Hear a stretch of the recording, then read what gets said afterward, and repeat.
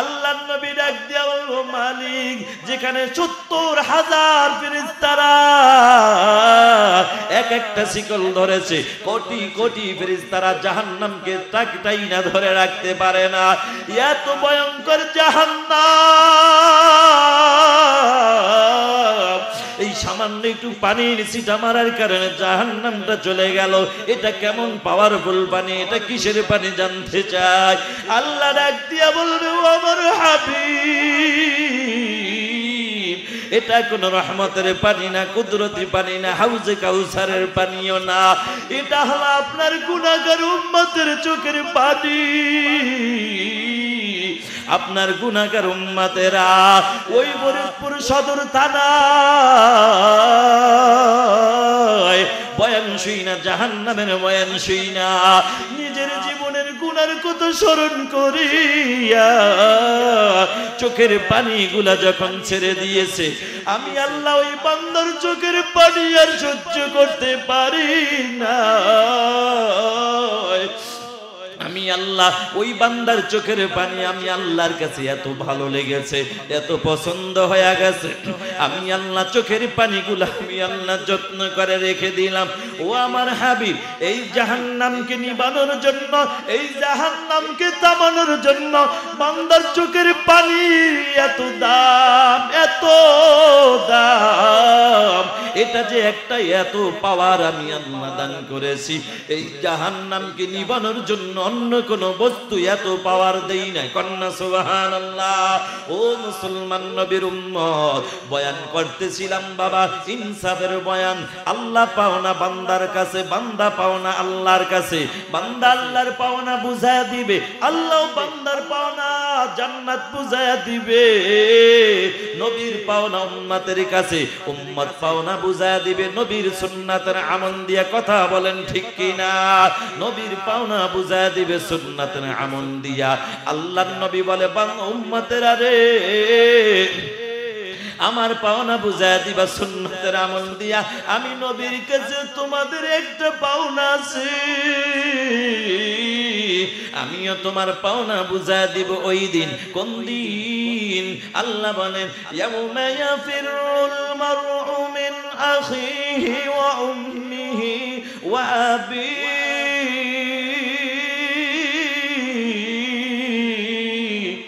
ওয়া সাহিবাতিহি ওয়া বানি। আল্লাহ বলেন, এটা সেই দিন যেদিন আপন ভাই ভাইকে পরিচয় দিবে না, মা সন্তানকে পরিচয় দিবে না, সন্তান মাকে পরিচয় দিবে না। কথা বলেন ঠিক কিনা? এরে মুসলমান নবীর উম্মতের দল, আল্লাহর নবী বলে, সেদিন যেদিন তোমার মা পরিচয় দিবে না, বাপ পরিচয় দিবে না, ভাই বোন পরিচয় দিবে না, ওই দিন আমি নবী সুপারিশ করে করে আল্লাহর জান্নাতে ঢুকায় দিব। কোন সুবহানাল্লাহ। এরা হলো সরাসরি আমার মালিক আল্লাহর পাগল। বাবাজির আমি বলতেছিলাম, মজলিস বড় দামি মজলিস। এই দামি মজলিসে যে আসবে, যে বসবে, সেই দামি হয়ে যাবে। কিন্তু দামি মজলিসে তো সকলেই আসতে পারে না, আসলেও সবাই বসতে পারে না, বসলেও কিন্তু আবার দেখবেন আখেরি মোনাজাত পর্যন্ত সকলেই থাকতে পারে না। আছে না ভাই? আছে না? আমি জানতে চাই আপনাদের এলাকায় মুসলমানের সংখ্যা কি? এই না আরো কিছু আছে? আরো 10-12 জন হবে নাকি? তার চাইতেও বেশি। কত বেশি হুজুর? অনেক বেশি, অনেক বেশি। বাবাজি আবার যদি প্রশ্ন করি, সবাই তো আলহামদুলিল্লাহ চলে আসছে, জবাব হুজুর, জবাব হবে হুজুর না, এখনো সবাই আসে নাই, অনেক বাকি, অনেক বাকি। কি বুঝলেন বাবা? টাকা থাকলেই সোনার মক্কা মদিনায় যাওয়া যায় না, শক্তি থাকলেই আল্লাহর ঘর মসজিদে যাওয়া যায় না। কত মানুষ এত গরম, নেতা মানুষ, তার ক্ষমতার এত পাওয়ার, তার একটা ধমকে এলাকার মানুষ থরথর করে কাঁপে। আল্লাহর বান্দা এত ক্ষমতা, এত শক্তি, এত কিছু আছে, কিন্তু আল্লাহর বান্দা বছরের পর বছর চলে যায়, আল্লাহর ঘর মসজিদ পর্যন্ত যাইতে পারে না। কি লাভ হবে তোমার এই ক্ষমতার শক্তি দিয়া? প্রকৃত ক্ষমতাওয়ালা তো ওই ব্যক্তি যার ক্ষমতায় চেষ্টায় আল্লাহর রহমতে মসজিদে হাজির হয়ে যায়, আল্লাহর গোলামের জন্য উপস্থিত হয়ে যায়, সেই তো ক্ষমতা। ভাইরা আমার, আবার তাকাইলে দেখা যায় মুরব্বী বুড়া হয়ে গেছে, কোমরে ব্যথা, হাঁটুতে ব্যথা, ঠিক মতো হাঁটতেও পারে না, দাঁড়াইতেও পারে না। আজান শুনছে, মুরব্বী আর সহ্য করতে পারে না। সূরা আনফালের মধ্যে আল্লাহ তাআলা জানায়, আল্লাহ বলেন, ইন্নামাল মুমিনুনা আল্লাযীনা ইযা যুকিরাল্লাহ।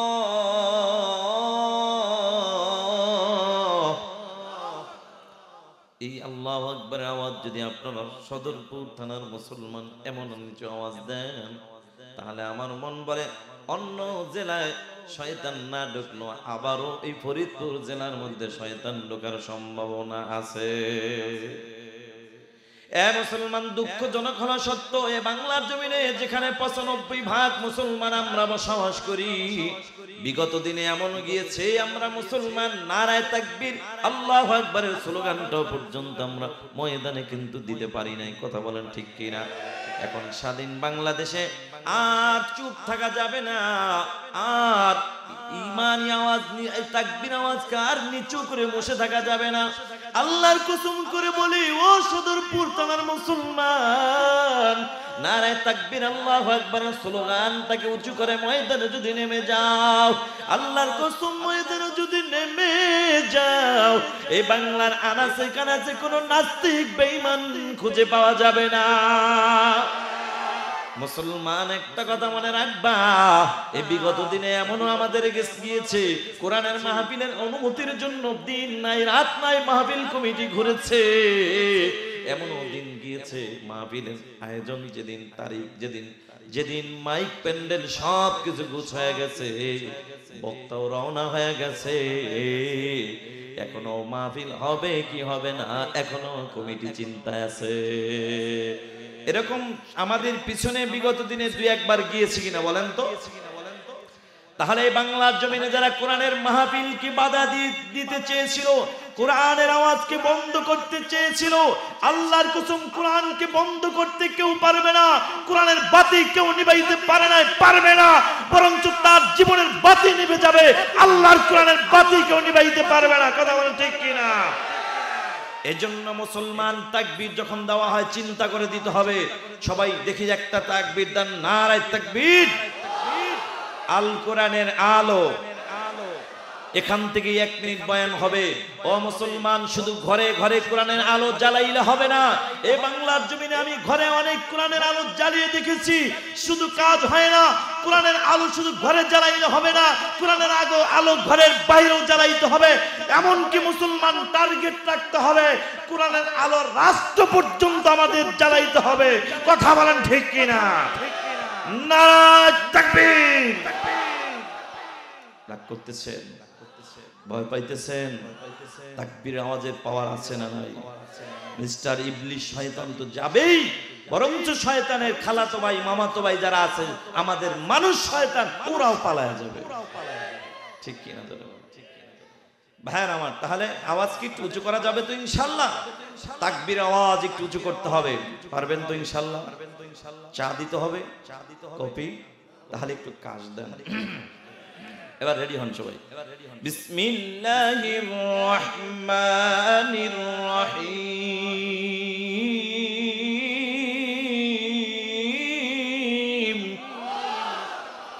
ইন্নামাল মুমিনুনা আল্লাযীনা ইযা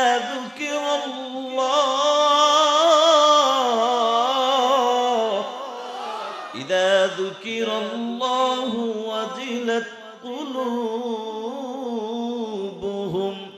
সত্যিকার মুমিনের 1 নম্বর গুণ হলো, মুমিন যখন আল্লাহর নামের আওয়াজ শুনবে, সাথে সাথে দিলের মধ্যে একটা কম্পন সৃষ্টি হয়ে যাবে। এই জন্যই বলতেছিলাম, আমার অনেক বৃদ্ধ বাবাজিরা হাঁটতে পারে না, পায়ে ব্যথা, কোমরে ব্যথা, কিন্তু ওই যে আল্লাহু আকবার আওয়াজ শুরু হয়ে গেছে, আমার বৃদ্ধ বাবাজি আর ঠিক থাকতে পারে না। নাতিকে ডাক দিয়া বলে, এই নাতি আয় আয়, আমাকে একটু ধইরা আল্লাহর ঘর মসজিদ পর্যন্ত একটু দিয়া। আমার আর মন ভালো লাগে না, সারাটা জীবন আমি মসজিদে যাইয়া ওই মালিক আল্লাহর কুদরতি কদমে সেজদা দিয়েছি, এখন পায়ে ব্যথা হয়ে গেছে, হাঁটতে পারি না, কিন্তু মনটা মানে রে নাতি ধর, আমি তোর কাঁধে হাত দিয়ে আমি মসজিদে যেতে চাই। বন্ধু, এই জন্যই দেখবেন এই কথাই বলতে চাইলাম, টাকা থাকলেই যেমন সোনার মক্কা মদিনায় যাওয়া যায় না, শক্তি থাকলেই আল্লাহর ঘর মসজিদে যাওয়া যায় না, ঠিক কোরআনের মাহফিলেও কিন্তু আসা যায় না। এটা মালিকের পক্ষ থেকে কবুল হওয়ার ব্যাপার। ভাইরা আমার, তাহলে এই যে হাজারো ব্যস্ততার মাঝেও আমরা আসলাম, বসলাম, বসার সুযোগ পাইলাম, আমাদেরকে সুযোগ করেন দিলেন যিনি, তিনি কে? মন খারাপ নাকি আপনাদের? রাগ করছেন? জবানটা দান করলেন কে? যে মালিক এত সুন্দর জবান নামক নিয়ামত দান করলেন, সে মালিক আল্লাহর দেওয়া জবানটা খুলিয়া মন খুলে আল্লাহকে ডাকতে ভালো লাগে না খারাপ লাগে? তাহলে মুসলমান, এ যুবক, কেন তোমার ভালো লাগবে না? কেন ভালো লাগবে না রে যুবক? আজকে জবান নামক নিয়ামত আছে বিদায় কদর নাই। আরে আজকে চোখ নামক নিয়ামত আছে তো এটার কোনো কদর তোমার কাছেও নাই, আমার কাছেও নাই। আজকে এই যে হাত দেখো, হাত নামক নিয়ামত আছে তো এটার কদর তোমার কাছে নাই, আমার কাছে নাই।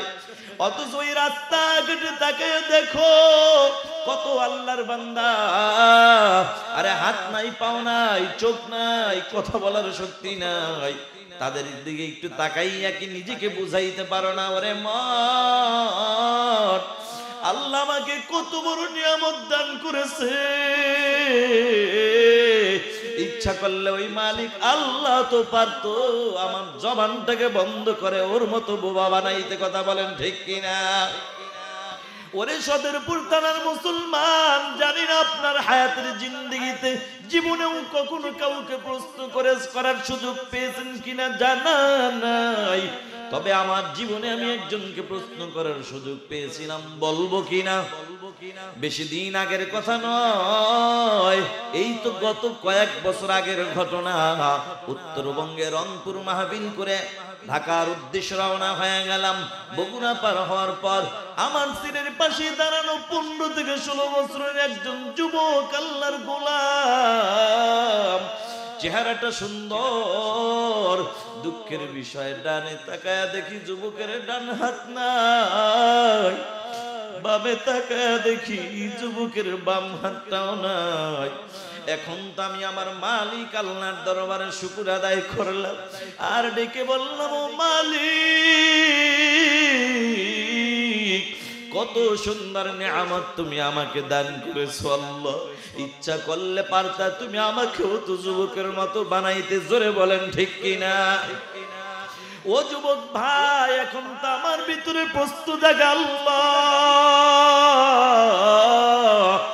ও যুবক, এই যে আমার হাতের দিকে একটা মিনিট তাকায়া দেখো, এই যে হাতের মধ্যে একটা ঘড়ি দেখা যায় বাবা, এই ঘড়িটা পরার জন্য তো আমার আর একটা হাতের প্রয়োজন হয়েছে। এই যে চশমাটা পরলাম, চশমাটা পরার জন্য তো হাতের প্রয়োজন হয়। চিন্তা করে দেখেছি, খানা খাইতে যাই হাতের প্রয়োজন হয়, বাথরুমে যাই সেখানেও হাতের প্রয়োজন হয়। এখন চিন্তা করলাম, আল্লাহ, তোমার এই বান্দার ডানে থেকে দেখি ডান হাত নাই, বামে তাকায় দেখি বাম হাতটাও নাই। তোমার এই বান্দা কিভাবে খানা খায়, কিভাবে বাথরুমে যায়, কিভাবে জামা কাপড় পরে? ওরে ফরিদপুর জেলার মুসলমান, আওয়াজ দিয়া বলো, এমন একটা প্রশ্ন বাবা মনের মধ্যে জাগে কি জাগে না? এখন তো বাবা প্রশ্ন জাগে, করব কিভাবে? ছেলে ভালো, খুব মাইকো ভালো, আছে না নাই? নাই, অনেক ভালো, অনেক ভালো, অনেক ভালো। আসো, তাড়াতাড়ি চলে আসবে ইনশাআল্লাহ। ভাইরা আমার, ও নবীর উম্মত, এখন তো প্রশ্ন জাগে করব কিভাবে। হঠাৎ করে আমার সফর সঙ্গে উঠাইয়া যুবক আল্লাহর গোলামকে পাশে বসাইয়া এইবার প্রশ্ন করলাম, এরে যুবক, ডানে তাকাইলাম দেখলাম তোমার ডান হাত নাই, বামে তাকাইলাম দেখলাম বাম হাতটাও নাই, বলো যুবক এটা কি জন্ম থেকে না দুনিয়াতে আসার পরের ঘটনা? এই প্রশ্নটা করার সাথে সাথে তাকায়া দেখি যুবকের চোখের কিনারে পানি। আল্লাহর বান্দা চোখের পানি ছেড়ে দিয়ে কেঁদে কেঁদে বলে, হুজুর এটা জন্ম থেকে নয়, মাত্র কয়েক বছর আগের ঘটনা। কি হয়েছে রে ভাই? হুজুর বন্ধুদের আড্ডায় পরে মসজিদের ছাদে উঠেছিলাম, কাজ চলতেছিল, রডের সাথে বিদ্যুতের সংযোগ ছিল, এটা আমার জানা ছিল না। অজানা সত্যি আমি হাতটা লাগাইয়া দিলাম, মারাত্মক অ্যাক্সিডেন্ট হয়ে গেল। মা আমাকে নিয়ে বড় চিন্তায় পড়ে যায়। ওরে যুবক, মা তো এমন একটা নিয়ামত, সন্তান যখন কোন বিপদে পড়ে যায়, বলে পশু পাখি জানার আগে জানে জনম দুঃখিনী মায়। এই যে মাকে জানার ক্ষমতা দান করলেন যিনি, তিনি কে? মার অন্তরে খবর হয়ে গেছে। মা একটা দৌড় মাইরা ওই ডাক্তারের কাছে হাজির। ও ডাক্তার, আমার ছেলেটা মারাত্মক অ্যাক্সিডেন্ট হয়ে গেছে, চলো আমার বাড়িতে চলো। হুজুর, ডাক্তার আমার বাড়িতে আসার পরে পরীক্ষা করে করে আমাকে ডাক দিয়া করে, যুবক আল্লাহর গোলাম, জীবনটা যদি বাঁচাইতে চাও দুটি হাতের একটি হাত রাখা যাবে না। আমি বললাম, যুবক ভাই তখন তুমি কি জবাব দিয়েছো? এই প্রশ্নটা করার পরে আবার তাকায় দেখি যুবকের চোখের কিনারে টপ টপ করে পানি পড়ে। আল্লাহর বান্দা পানি ছেড়ে দিয়ে ডাক দিয়ে কয়, হুজুর ওই মুহূর্তে আমি আকাশের দিকে তাকাইয়া ডাক দিয়ে বললাম, ও আকাশের মালিক আমার আল্লাহ, ও যুবক একটা ডাক দাও না আল্লাহ। হয় নাই ফরিদপুরের মুসলমান, মায়া লাগাইয়া একটা ডাক দাও না আল্লাহ। এরে যুবক, ওই মালিক আল্লাহকে আল্লাহ বলে ডাকতে কেন পারবা না? জবানটা তো ওই মালিক আল্লাহ দান করেছে। ওরে যুবক, জীবনভর নেতার স্লোগান দিলা, বিনিময়ে তোমাকে 500 টাকা এক কাপ চা অথবা একটা মিষ্টি, এর চাইতে বেশি না। আল্লাহ ডাক দিয়ে কেরে গোলাম, আমি আল্লাহর দেওয়া জবানটা খুলিয়া মাঝে মাঝে যদি আমি আল্লাহকে আল্লাহ বলে ডাকো, আমি আল্লাহর কলিজাটা অন্তর কুদরতে অন্তর ঠান্ডা হয়ে যাবে। আর আমি আল্লাহর কুদরতে অন্তর যদি ঠান্ডাই করতেই পারো, আমি আল্লাহ চেয়ারম্যানের মতো টাকা দিয়ে বিদায় করব না, আমি আল্লাহ মেম্বারের মতো মিষ্টি আর চা দিয়া বিদায় করব না। আমি আল্লাহ কি দিব জানো? আমি আল্লাহ তোমার নামটা জাহান্নাম থেকে কাটিয়া তোমার নামটা জান্নাতের খাতায় উঠাইয়া দিব। ও মুসলমান নবীর উম্মতের দল, যুবক ডাক দিয়া কয়, হুজুর ওই মুহূর্তে আমি আকাশের দিকে তাকাইয়া বলেছি, আল্লাহ তুমি আমার হাত নামক নিয়ামত নিয়ে যাও, অসুবিধা নাই, তারপর বিনিময়ে আমার জীবন নামক নিয়ামতটা তুমি বাঁচিয়ে দাও। আমি বললাম, যুবক রে, জীবন বাঁচানোর জন্য দুটি হাত কাটতে রাজি হইছো, ভালো কথা, কিন্তু যুবক বলো না তুমি খানা খাও কিভাবে, বাথরুমে যাও কিভাবে? প্রশ্ন জাগে কি জাগে না? এই প্রশ্নটা করার পরে আবার তাকায় দেখি যুবকের চোখের কিনারে পানি। আল্লাহর বান্দা কেঁদে কেঁদে বলে, হুজুর আপনার প্রশ্ন যতবারে আমার ভিতরে যন্ত্রণাও ততবারে। হুজুর পেটের মধ্যে ক্ষুধা নিয়া মাঝে মাঝে যখন আমি ঘরের মধ্যে প্রবেশ করি, তাকায় দেখি আমার জনম দুঃখিনী মা।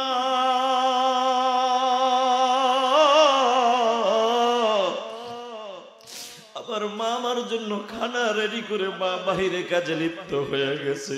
তখন পেটে ক্ষুধা নিয়ে একবার আমি খানার দিকে তাকাই, আর একবার আবার মায়ের চেহারার দিকে আমি তাকাই, আর আকাশের দিকে তাকাইয়া বলি, ও আল্লাহ, আজ আজকে আমার হাত নামক নিয়ামতের যে কত দাম এতদিন বুঝি না, আজকে বুঝতেছি রে মালিক, যদি আমার হাত নামক নিয়ামত থাকতো, পেটে ক্ষুধা নিয়ে আমার মায়ের চেহারার দিকে তাকায় থাকা লাগতো না, আমার নিজের খানা আমি নিজেই মুখে তুলে দিতে পারতাম। কথা বলো ঠিক কিনা? ওরে ফরিদপুর জেলার মুসলমান ও যুবক ভাই, বৃদ্ধ বাবাজিরা, ঘটনা বলার উদ্দেশ্য আমার ছিল না, বুঝাইতে চাইলাম হাত বলো, চোখ বলো, জবান বলো, নিয়ামত দান করলেন কে? ওই মালিক। আল্লাহর দেওয়া জবানটা খুলিয়ে আল্লাহকে ডাকতে ভালো লাগে না খারাপ লাগে? তাহলে মুসলমান আর একবার আওয়াজ দিয়ে বলো, এই হাজারো ব্যস্ততার মাঝে এই দামি মজলিস আসার তৌফিক দান করলেন যিনি, তিনি কে? সেই মালিকের দরবারে আবার কালিমাতুশ শুকর আদায় করে সবাই বলি আলহামদুলিল্লাহ। ভাইরা আমার, কষ্ট হচ্ছে আপনাদের? আপনাদের আপনাদের ওয়াজ কিন্তু শুরু করি নাই, আপনারা যদি অনুমতি দেন শুরু করব। রুচি আছে ওয়াজ শোনার? মনোযোগ আছে? ঘুম আসতেছে? সদরপুর থানার মুসলমান তো এত তাড়াতাড়ি ঘুমায় না। আজকে কি সজাগ আছে কিনা এটাই দেখার বিষয়। সবাই কি সজাগ আছেন? জীবনে অনেক মিথ্যা কথা বলছেন, আজকে এই ওয়াজ মাহফিল আইসা আজকে অন্তত আমার সাথে একটু সত্য কথা বলবেন। রাজি আছেন? সত্য বলবেন তো? সত্যি করে বলেন তো, আসলে কি আপনারা সবাই সজাগ? এই পিছনে ভাইরা সজাগ? সবাই কি সজাগ? দেখি তো ঘুমাইছেন কে কে, হাত জাগান। हकीकत से तो दुनिया बेखबर है, दुनिया की नुमाइश पर नजर है। नमी गुयम के आज दुनिया जुदा बाश, बहर कारे के बाशी बा खुदा बाश। जिसते दुनिया अज खुदा गाफिल बुदम, नैक़मा शौन करो पर जिंदजा। दुनिया में हो दुनिया का तलबगार नहीं हो, दुनिया में हो दुनिया का तलबगार नहीं हो। बाजार से गुजर हो खरीदार नहीं हो, बाजार से गुजर हो खरीदार नहीं हो। এবার হাত জাগাইবেন যারা সজাগ আছেন তারা। আপনি একবার দুইবার তিনবার হাত জাগায় যদি বলেন হুজুর ঘুমাইছি, আমার বিশ্বাস করাইতে পারবেন না, কারণ আমার বাড়ি হলো বরিশাল। কোথায়? আমরা বরিশালের মানুষ ভালো করে জানি, ঘুমন্ত মানুষ কখনো হাত জাগাইতে পারে না, ঠিক কি না? তাহলে এবার সজাগ আছেন যারা, তারা একটু হাত জাগান। নারায়ে তাকবীর। আল্লাহ কবুল করুক, আমিন। মাইক অপারেটর কে আইছে? কই ঢাকা গেছে নি? চিন্তা করেন, ওই একটু কমাই থয়ে গেছে গিয়া, ঘুমাইতে গেছে। ভাইয়ের আমার, ওই বিড়ি খাইতে গেছে মনে আইব, সমস্যা নাই, তাড়াতাড়ি করবো। ভাইয়ের আমার, মাইক ভালো আলহামদুলিল্লাহ। কারণ যুবকরা, আয়োজক যারা আছেন, আপনাদের মহল্লাবাসী, আপনারা যুবকরা এবং বৃদ্ধ বাবা, এই কই গেছিল? ঘুমাইতে? একটু আরেকটু বাড়াও। আলহামদুলিল্লাহ, মাইক ভালো আলহামদুলিল্লাহ বলেন। বেশি বাড়ায় না, মোটামুটি মিডিয়াম। মাইক ভালো, মাইক অপারেটরও ভালো আলহামদুলিল্লাহ করেন। বললেই বাড়ায়, কিন্তু এত বলার টাইম তো আমার নাই। দোয়া করি আল্লাহ ওরে একটা নেককার বিবি দান করুক না। আমিন। বিয়া করছো? হ্যাঁ করছো? বিয়া করে না? নেককার বিবি দরকার আছে না নাই? হ্যাঁ যুবক, আছে না নাই? আছে তো কও ঠিকই, কিন্তু গোপনে তো মা বাবারে না জানে আরেকটা নিও। যদি এটা ফরিদপুর জেলায় নাই, বরিশালের কথা বলতেছি, এদিকের যুবকরা এমন কাম করে না।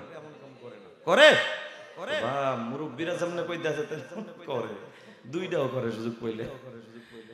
ভাইরা আমার, আজ গোটা পৃথিবীর মানুষ এক অশান্তির ব্রাজালে আবদ্ধ। কথা বলেন ঠিক কিনা?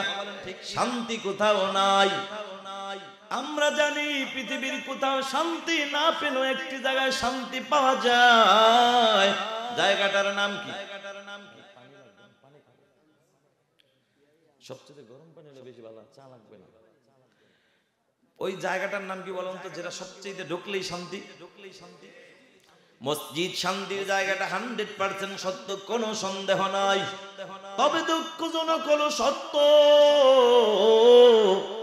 বর্তমানে বাংলাদেশের অনেক মসজিদে ঢুকেও শান্তি পাওয়া যায় না। এই শান্তির জায়গা অশান্তি কারণ কি বাবা? যতগুলা কারণ আছে, এর মধ্যে সবচেয়ে প্রথম কারণ হইল সুদখোর ঘুষখোর বেনামাজির দল। আছে না নাই? মসজিদের সভাপতি এখনো সুদের খাতার থেকে নাম কাটাইতে পারে নাই, এখনো ঘুষের থেকে নাম কাটেন। আছে না নাই? যদিও ফরিদপুর জেলায় নাই, হ্যাঁ আছে। আমি তো বলছিলাম সব বরিশালে এদিকেও আছে। তাইলে ভাই শান্তি কিভাবে আসবে? সভাপতি সুদখোর ঘুষখোর যদি হয়, বেনামাজ যদি হয়, মাঝে মাঝে সুখ টান না দিলে তার বাথরুম ক্লিয়ার হয় না। আছে না নাই? এই লোক দ্বারা কেমনে ইমাম শান্তি পাবে?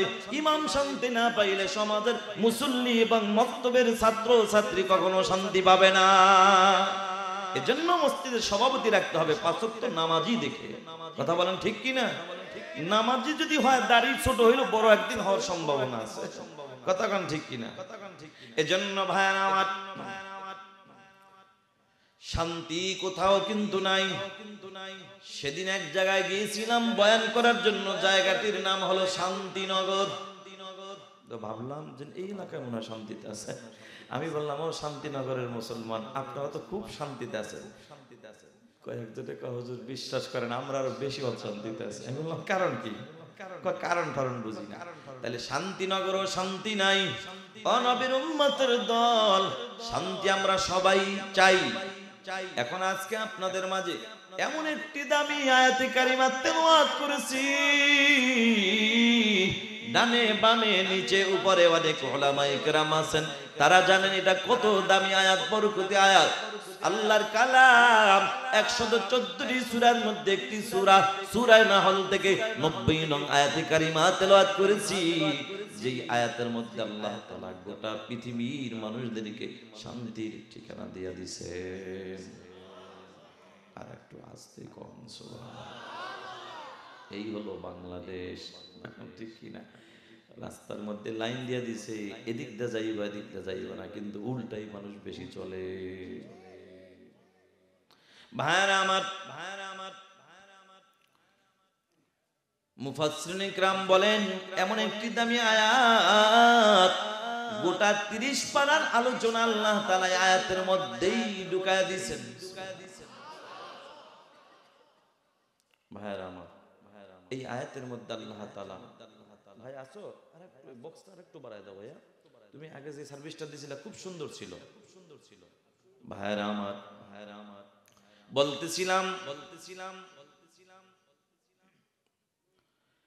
যে আয়াতে কারিমা তেলাওয়াত করেছি, আয়াতের মধ্যে আল্লাহ তাআলা গোটা পৃথিবীর মানুষদেরকে 3টা আদেশ করেছেন, 3টা নিষেধ করেছেন। বাবাজি বুঝে থাকলে জবাব দেন, আদেশ কয়টা, নিষেধ কয়টা, মোটা আমল কয়টা? 6টা আমল নিয়ে আলোচনা করার সুযোগ আমার হবে না। তবে 3 আদেশের প্রথম একটা আদেশ নিয়েই যদি আমি আলোচনা করি, আল্লাহর মেহেরবানিতে আমার মন বলে বক্তা শ্রোতা একটা আলোচনা নিয়েই যদি আলোচনা করা হয়, শান্তির ঠিকানা নিয়েই বাড়ি যেতে পারবো ইনশাআল্লাহ।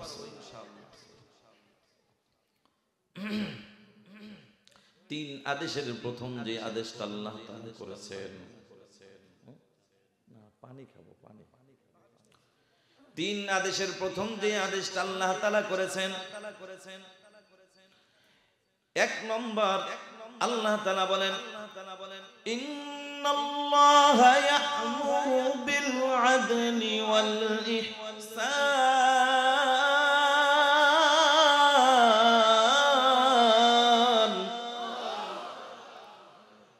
আল্লাহ বলেন তোমরা ইনসাফ ওয়ালা হয়ে যাও। ইনসাফ মানি হলো যার যেই পাওনা, যার যে হক অধিকার বুঝায় দেওয়ার নাম ইনসাফ। সুবহানাল্লাহ বলেন। আজ বাংলাদেশে বাপন ভাই ভাইয়ের সাথে কথা বলে না, ভাই ভাইয়ের সাথে দ্বন্দ্ব। বলে কেন? বলে এখানে ইনসাফের আমলের বড় অভাব। আপন ভাই ভাইকে ভাইয়ের হক বুঝায় দেয় না, আছে না নাই? ও নবীর উম্মতের দল, ইনসাফ মানি হলো যার যেই পাওনা বুঝায় দেওয়ার নাম ইনসাফ। ও আল্লাহর বান্দারা, ইনসাফ আছে তো শান্তি আছে। ইনসাফের বিপরীত যেটা, এটার নাম হইল জুলুম। মনে করেন আপনি আমার কাছে পাবেন 10টা টাকা পাবেন, দেওয়াটা দায়িত্ব, পাওয়াটা আপনার অধিকার। আমি যদি আমার দায়িত্ব পালন করে ফেলি, এটার নাম ইনসাফ। আর পাইবেন 10 দিলাম, পাইবেন 10 দিলাম 5, তাও 2 বছর ঘুরাইয়া। এমন বাটপার বাংলাদেশে আছে না নাই? এটার নাম কি ইনসাফ না জুলুম? ও বন্ধু, শান্তি কি ইনসাফের মধ্যে না জুলুমের মধ্যে? জিকির করি লা ইলাহা।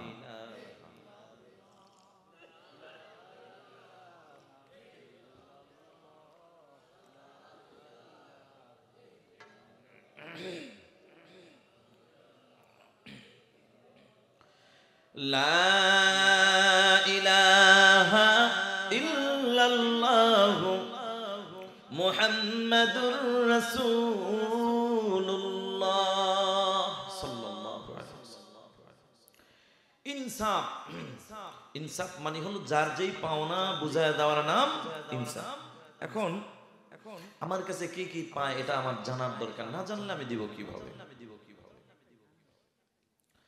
ভাইরা আমার, গোটা দুনিয়ায় যত পাওনাদার আছে, সব পাওনাদারের মধ্যে সবচেয়ে প্রথম পাওনাদার যিনি, তিনি কে? আরো জোরে বলেন, তিনি কে? সন্দেহ আছে নাকি? তাহলে আওয়াজ দিয়ে বলেন, তিনি কে? ও যুবক ভাই, জীবনের শেষ ডাক মনে করি একটা ডাক দাও না, আল্লাহ। যুবক, আল্লাহ তোমার কাছে পায়, আমার কাছে পায়, আল্লাহ বান্দার কাছে পায়, বান্দাও আল্লাহর কাছে পায়। যার যেই পাওনা বুঝায় দেওয়ার নাম ইনসাফ। আল্লাহ বান্দার কাছে পায়, বান্দার কাছে আল্লাহ কি পায়? আল্লাহ পাক মাত্র 2টা জিনিস দাবি করলেন। 1 নম্বর হলো, বান্দা আমি আল্লাহর গোলামি কর, কারণ আমি আল্লাহ তোরে দুনিয়ায় পাঠাইছি একমাত্র আমি আল্লাহর গোলামি করার জন্য। কথা বলেন ঠিক কিনা? আল্লাহ বলেন, ওয়ামা খালাকতুল জিন্না ওয়াল ইনসা ইল্লা লিয়াবুদুন।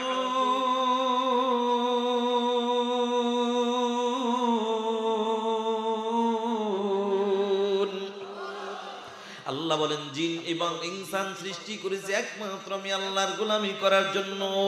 আল্লাহ তাআলা ডাক দিয়া বলে, গোলাম আমি আল্লাহর গোলামি কর। 2 নম্বর হলো, বান্দা গোলামি করবি তো ভেজাল মুক্ত। আমি আল্লাহর সাথে কাউকে শরীক করতে পারবি না, আমি আল্লাহর সাথে কাউকে শরীক করতে পারবি না। ও নবীর উম্মতের দল, আল্লাহর সাথে শরীক করলে আল্লাহ বলেন নিশ্চয়ই শিরক গুনাহ হলো মারাত্মক গুনাহ। অন্য আয়াতের মধ্যে আল্লাহ বলেন, ইন্নাল্লাহা লা ইয়াগফিরু আন ইউশরাকা বিহি ওয়া ইয়াগফিরু মা দুনা যালিকা লিমান ইয়াশা। আমি আল্লাহ সব গুনাহ মাফ করলেও শিরক গুনাহ কিন্তু আমি আল্লাহ মাফ করব না। ও মুসলমান, এই জন্য আল্লাহ বলেন, আমার পাওনা 2টা দুনিয়ার জমিনে বুঝায় দাও। এরে বান্দা, তুমি আমি মালিক, আল্লাহর কাছে পাওনা আছো, কোনো টেনশন নাই। আমার পাওনা দুনিয়া বুঝায় দাও, আমিও তোমার পাওনা সময় মতো জান্নাত তোমাকে বুঝায় দিব। মুসলমান ইমানদার, খুব সংক্ষিপ্ত আলোচনা। এবার আসেন, নবী উম্মতের কাছে পাওনা আছে না নাই? আরো জোরে বলেন, নবীজি উম্মতের কাছে কি পায়? নবী জানায় দেয়, ক্বালা রাসূলুল্লাহ সাল্লাল্লাহু আলাইহি ওয়াসাল্লাম, আল্লাহর নবী বলেন, কুল্লু উম্মতি ইয়াদখুলুনাল জান্নাহ, আমার সমস্ত উম্মত জান্নাতি, সুবহানাল্লাহ, ইল্লা মান আবা, কিন্তু তারা না। সাহাবায়ে কেরাম প্রশ্ন করল, পয়গম্বর, কে জান্নাতি আর কে জান্নাতি না? মায়ার নবী ডাক দিয়ে বলো, সাহাবায়ে কেরাম যারা আমি নবীকে মানবে তারা জান্নাতি, যে মানবে না জান্নাতি না। ও নবী আপনাকে কে মানে আর কে মানে না? মায়ার নবী ডাক দিয়া ও সাহাবায়ে কেরাম, যে আমি নবীর সুন্নাত মানে, আমি নবীর আদর্শ মানে, সেই আমি নবীকে মানে।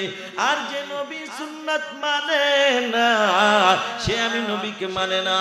ও মুসলমান, আর নবীকে যে মানে সেই হলো জান্নাতের মেহমান।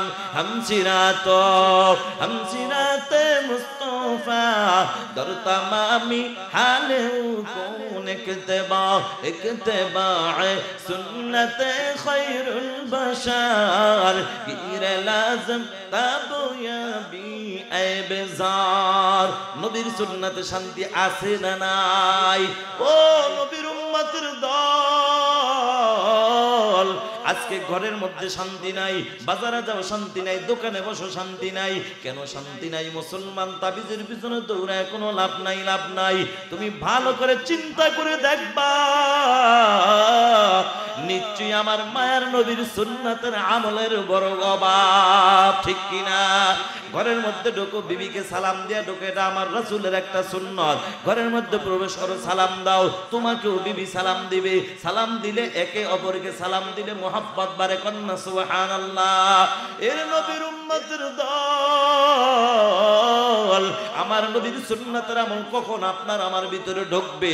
যখন আমার নবীর মোহাব্বত অন্তরের মধ্যে পরিপূর্ণভাবে আমার ঢুকবে। কথা বলেন ঠিক কিনা? যুবক যুবতীকে ডাক দিয়ে করে, যুবতী বোন, আমি তোরে অনেক ভালোবাসি। এরে বোন তুই আমার, এই তোরে আমি অনেক ভালোবাসি। ও যুবতী, আমার পছন্দের কালারটা তুমি এটা পরো, এটা পরলে এই ড্রেসটাই তোমাকে খুব মানায়, তুমিও তখন আবার ওই ড্রেসটা পরো। তোমার প্রেমিকা যদি বলে এই ড্রেসটা পরলে তোমাকে মানায়, এই কালার ঘড়িটা পরলে মানায়, তুমি পুরা ঢাকার শহর ঘুরে ঘুরে ঘড়িটা খোঁজো। তোমার বিবি বলছে স্বামী তোমার এই কালার শার্টটা খুব মানায়, ওই শার্টটা খোঁজার জন্য ঢাকার নিউ মার্কেট গেলা, ওই ঢাকার শহর কোনো মার্কেট বাকি রাখো নাই। মায়ার নবী ডাক দিয়ে কয় উম্মত, তুই আমার সুন্নাতের মেসওয়াকটা করলে বড় ভালো হয়, তুই আমার সুন্নতি দাড়িটা রাখলে ভালো হয়, টুপিটা মাথায় দিলে তোরে বড় ভালো লাগে।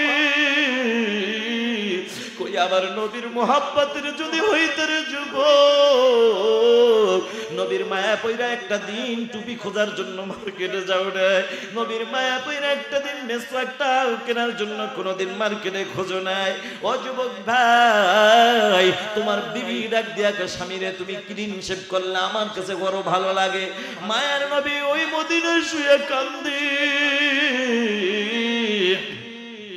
নবীজি মদিনার রওজা মোবারকে শুইয়া কান্দে আর কয় উম্মত রে, তুই আমি নবীর কলিজায় আঘাত দিস না, তোর দাড়ির মধ্যে খুর লাগাইলে আমি নবীর কলিজায় আঘাত লাগে। এখন যুবক চিন্তার বিষয়, নবীকেও তুমি ভালোবাসো, বিবিকেও ভালোবাসো, এখন ভালোবাসাটা বেশি প্রাধান্য কাকে দিতে হবে?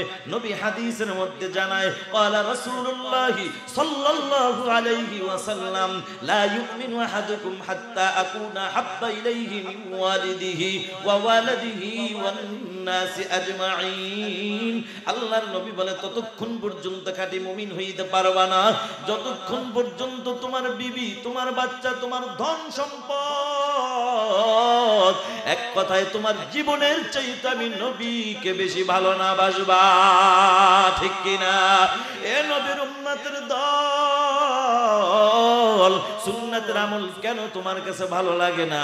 বলে বিবির চাইতে এখনো তুমি নবীকে বেশি ভালোবাসতে পারো নাই, ছেলের চাইতে বেশি ভালোবাসতে পারো নাই, মেয়ের চাইতে পারো নাই, নিজের জীবনের চাইতে ভালোবাসতে পারো নাই। যদি পারতা তাহলে তোমার জীবন সব বিলীন করে দিতা, ঠিক কিনা?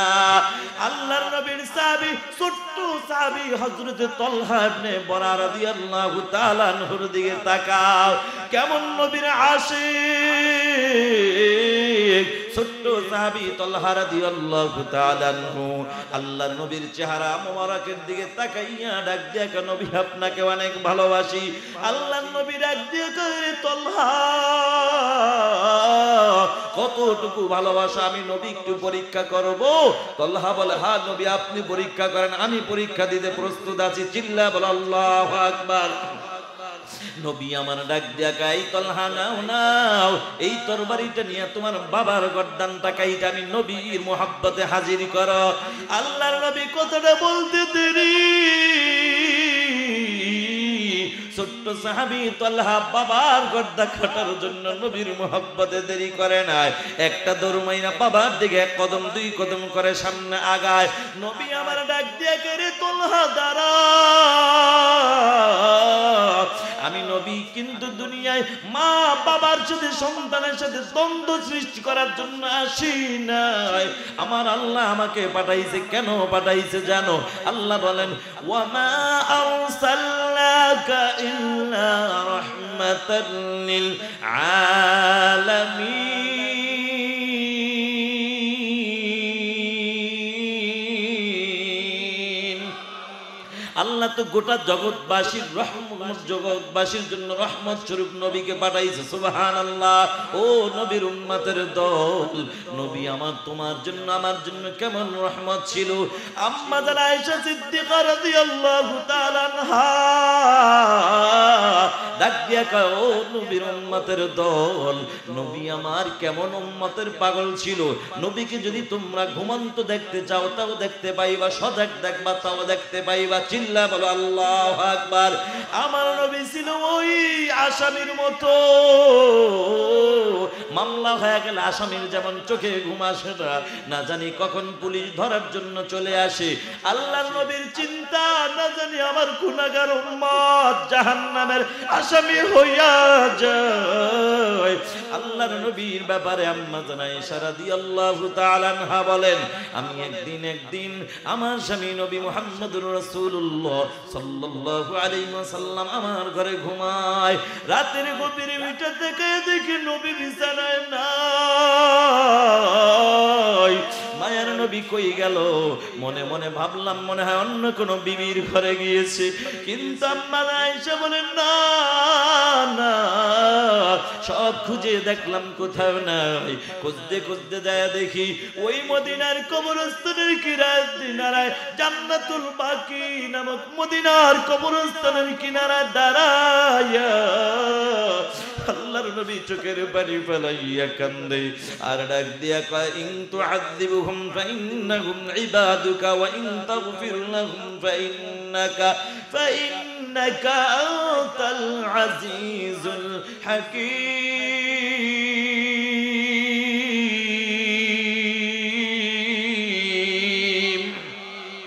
আল্লাহ পাক রব্বুল আলামিনকে নবী বলেন আল্লাহ তোমার বান্দাদের দোষ ত্রুটি ধইরা ইচ্ছা করলে শাস্তি দিতে পারবা, ক্ষমতা তোমার আছে। আল্লাহ আবার মাফ কইরা দিতে পারো, সেই ক্ষমতাও তোমার আছে। আল্লাহর আছে না নাই? এরে মুসলমান কেমন ক্ষমতা, কেমন পাওয়ার, কেমন পাওয়ার। বান্দা 80 বছর গুনাহ করছে, মরণের 1 মিনিট আগে 80 সেকেন্ড আগে যদি কয় আল্লাহ অন্যায় করেছি মাফ করে দাও, গুনাহ করেছি আর করব না, আল্লাহ ডাক দিয়ে কয় রে গোলাম তুই মরণের 80 সেকেন্ড আগে 80 বছর গুনাহ করেছো, 80 সেকেন্ড আগে আমি আল্লাহর শরণাপন্ন হয়েছো। আমি আল্লাহ ছাড়া বুঝি তোর নজরে এখন আর কেউ নাই, আমি আল্লাহর দরজা ছাড়া আর যে কোনো দরজা নাই। এরে বান্দা তুই যেহেতু আমি আল্লাহর উপর ভরসা করেই মাফ চাইতেছো, যা যা আমি আল্লাহ পাক রব্বুল আলামিন মাফ করে দিলাম। কন্না সুবহানাল্লাহ। আল্লাহ বলেন ইয়া ইবাদিয়াল্লাযীনা আসরাফু আলা আনফুসিহিম লা তাকনাতু মির রাহমাতিল্লাহ ইন্নাল্লাহা ইয়াগফিরুয যুনুবা জামিআ ইন্নাহু হুয়াল গফুরুর রহিম।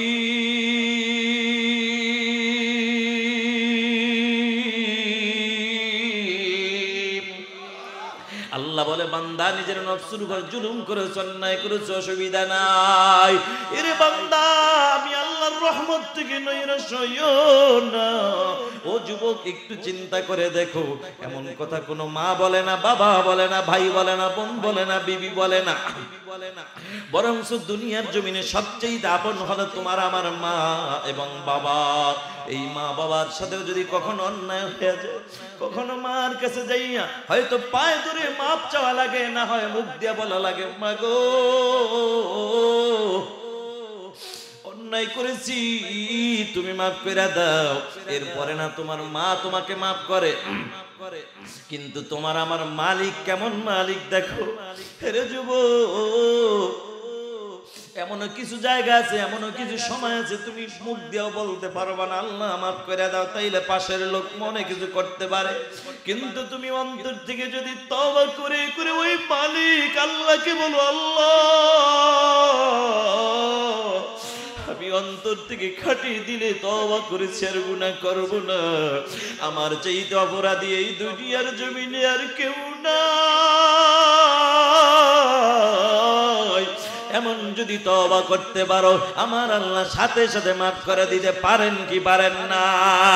এরে নবীর উম্মত, আল্লাহ যে পারেন এর বাস্তব প্রমাণ তাকায়া দেখো। পয়গম্বর মুসা নবীর জামানার ঘটনা, মানুষগুলা যাইয়া ডাক দিয়া বলো ও পয়গম্বর, আমাদের দেশের মধ্যে মানুষগুলা কেমন বৃষ্টির অভাবে ফসলগুলা মইরা যায়, পশু পাখিগুলা হাহাকার করতেছে, মানুষগুলা কষ্ট হয়। আপনি একটু ওই মালিক আল্লাহর কাছে একটু দোয়া করে দেন, আল্লাহ যেন রহমতের বৃষ্টি নাজিল করে দেয়।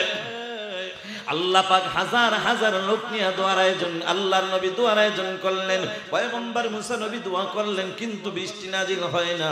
মুসা নবীর মনটা খারাপ, কিরে আল্লাহ বুঝে আমার উপর বেজার হয়ে গেছে। আল্লাহ ওহী নাজিল করে দিলেন, রে পয়গম্বর আপনার উপর আমি আল্লাহ বেজার না, বৃষ্টি নাজিল না করার কারণ হইল, দোয়া কবুল না হওয়ার কারণ হইল আপনার এই মজলিসে এমন একজন নাফরমান বান্দা আছে যে 40 বছর পর্যন্ত আমি আল্লাহর নাফরমানি করে আসছে, আমি আল্লাহর গুনাহ করে করে জিন্দেগিটা যে শেষ করে দিয়েছে, এমন কোন গুনাহ নাই করে নাই। ওই লোকটাই মজলিস থেকে না উঠলে আমি আল্লাহ আপনার দোয়া কবুল করব না, বৃষ্টিও নাজিল করব না। আপনি একটু বলে দেন। আল্লাহর পয়গম্বর ডাক দিয়া কয়, আল্লাহ এই হাজার হাজার মানুষের কাছে আমি কেমনে বলবো, আমার তো মুখে বলার পাওয়ার এত বেশি নাই। আল্লাহ ডাক দিয়া কয়, আপনি শুধু চেষ্টা করেন কবুল করার মালিক কে। ওয়াল্লাযীনা জাহাদু ফিনা লানাহদিয়ান্নাহুম সুবুলানা ওয়া ইন্নাল্লাহা লামাআল মুহসিনিন।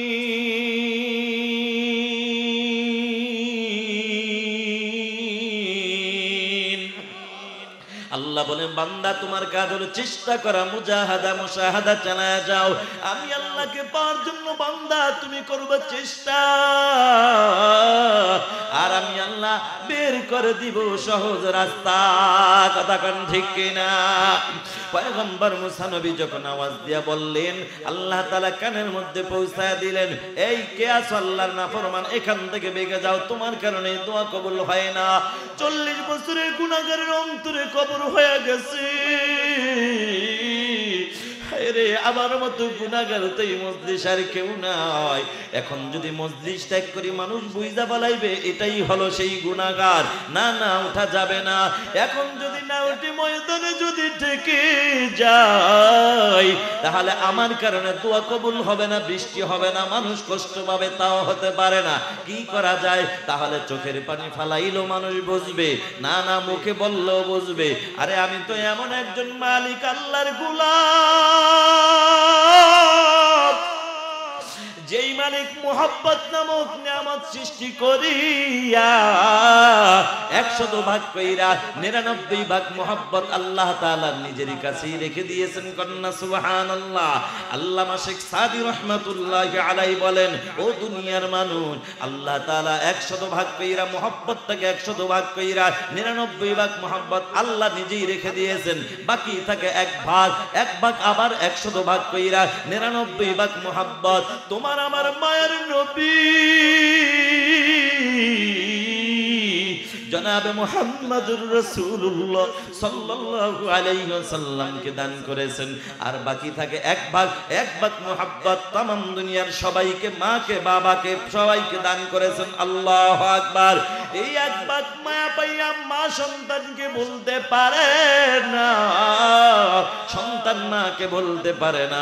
ও নবীর উম্মতের দল, পয়গম্বর মুসা নবীর ওই জামানার ওই যে নাফরমান গুনাহগার এবারে ডাক দিয়া কয়, না না, আমি তো এমন মালিক আল্লাহর গোলাম, ওই মালিক আল্লাহর কাছে যদি খাটি দিলে অন্তরে অন্তরে যদি আমি তওবা করি, দুনিয়ার মানুষ দেখবে না, কিন্তু আমার অন্তরের খবর দুনিয়ার কেউ জানে না।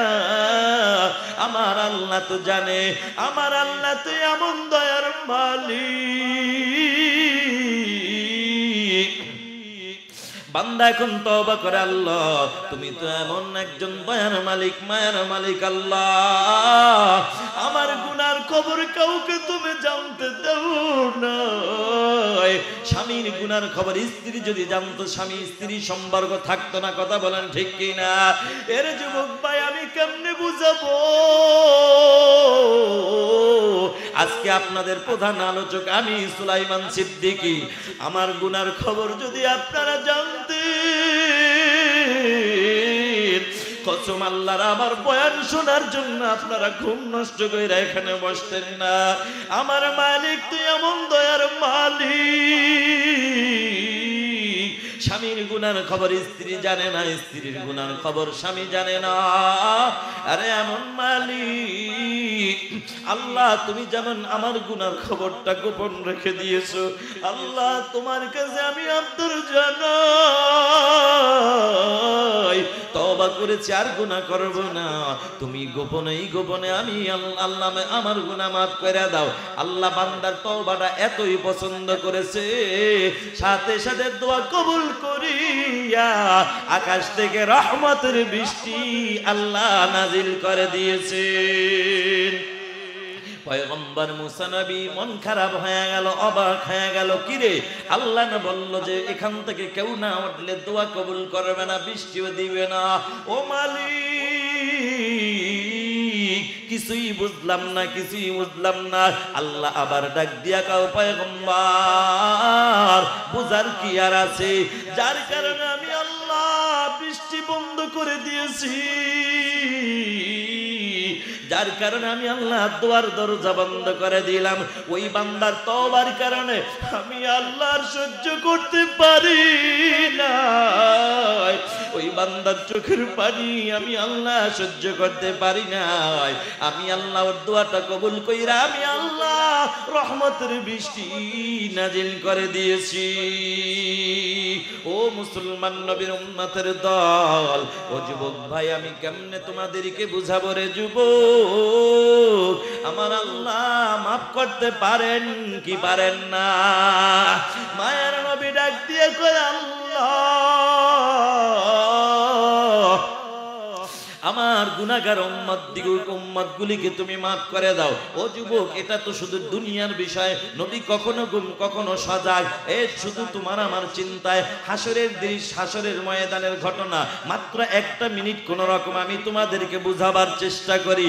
ও নবীর উম্মত, কিয়ামতের ময়দানে ওই মালিক আল্লাহ জাহান্নামের ফেরেশতাদেরকে বলবে, ওরে জাহান্নামের ফেরেশতারা, আমি আল্লাহ বান্দাদেরকে দুনিয়ায় পাঠাইলাম আমি আল্লাহর গোলামি করার জন্য, এরা আমি আল্লাহর নাফরমানি করে করে করে করে কি কামাই করে নিয়ে আসছে, যা যা জাহান্নামটাকে ধইরা ওই নাফরমান বান্দাদের সামনে একটু হাজির কর, ওই জাহান্নামটাকে একটু দেখাইয়া দে। আমার বান্দারা কি কামাই করে নিয়ে আসছে। তবে খবরদার, সাবধান, ক্ষুধার্ত জাহান্নাম যেন ছুটতে না পারে। ক্ষুধার্ত জাহান্নাম আসামিদেরকে দেখলেই গিলে ফেলতে চাইবে, সাবধান। আল্লাহর ফেরেশতারা শক্ত করে দূরে দূরে দূরে দূরে যখন আস্তে আস্তে নিয়ে আসবে, জাহান্নাম আসামিদেরকে দেখা সহ্য করতে পারবে না। ক্ষুধার্ত জাহান্নাম তাদেরকে গিলতে চাইবে, কিন্তু ওই যে ফেরেশতারা শক্ত করে ধরবে। এখন জাহান্নাম একটা আওয়াজ দিবে, জাহান্নামের আওয়াজ এত কঠিন হবে, পয়গম্বর আদম নবী সিজদায় পড়ে যাবে, উম্মতের কোনো খবর থাকবে না। পয়গম্বর ইব্রাহিম নবী সিজদায় পড়ে কাঁদবে আর বলবে নাফসি নাফসি, আমার কি অবস্থা হবে। পয়গম্বর মুসা নবী সিজদায় পড়ে কাঁদবে আর বলবে আল্লাহ আমার কি অবস্থা হবে। উম্মতের কোনো খবর থাকবে না। কিন্তু ওই সময় তোমার আমার দয়ার নবী, মায়ের নবী, নবী আমার নিজের চিন্তা করবে না। আল্লাহর নবী সিজদায় পড়ে কাঁদবে, আল্লাহুম্মা রাব্বি হাবলি উম্মতি, আয় আল্লাহ আমার গুনাহগার উম্মতগুলোকে maaf করে দাও। আমার উম্মতের কি অবস্থা হবে। তাড়াতাড়ি তোমার ওই জাহান্নামটাকে ফিরাও। তোমার জাহান্নাম যদি আমার একটা গুনাহগার উম্মতকে যদি গিলে ফেলে, ও মালিক আমি তোমার জাতের কসম খেয়ে বলি আমি তোমার জান্নাতে যাব না। নারে তাকবীর। আল্লাহ তাআলা সাথে সাথে বলবেন ও আমার হাবিব মাথাটা উঠান, আপনার চোখের পানি আমি আল্লাহ সহ্য করতে পারি না। দুনিয়াতে তো আপনি কম কাঁদেন না। ওই তায়েফের ময়দানে দিনের জন্য যখন আপনি দাওয়াতের কাজে গিয়েছিলেন, কাফের বেঈমানেরা, দুষ্ট বেঈমানেরা আপনার শরীরে পাথরগুলা বৃষ্টির মতো বেড়েছে। আপনার শরীরের মধ্যে বৃষ্টির মতো ঝরঝর করে পাথরগুলা বেড়েছে। এই পাথরের আঘাতে আঘাতে আপনার শরীরটা থরথর করে কেঁপেছে। আপনার শরীরটা রক্ত মোবারক জড়তে জড়তে জুতা মোবারক আটকে গেছে। ও আমার হাবিব, আপনি তখন কেঁদে কেঁদে কেঁদে কেঁদে অস্থির হয়ে গেছে। তখন আপনি কিন্তু কারো ব্যাপারে বদদুয়া দেন নাই। আপনার চোখের পানি আমি আল্লাহ থেকে তখনও সহ্য করতে পারি না। উহুদের ময়দানে আপনার দান দান মোবারক শহীদ, আপনার দান দান মোবারক শহীদ হয়ে গেছে। আপনার এগুলো আমি সহ্য করতে পারি নাই। এইটা কিন্তু দুনিয়ার জীবনটা ছিল কষ্টের জীবন। হাসরের ময়দানটা এখন কিন্তু আর কষ্ট করা যাবে না। আপনার জন্য এখন কোনো কষ্টের জায়গা না। ওয়ালা সাউফা ইউতিকা রাব্বুকা ফাতারদা,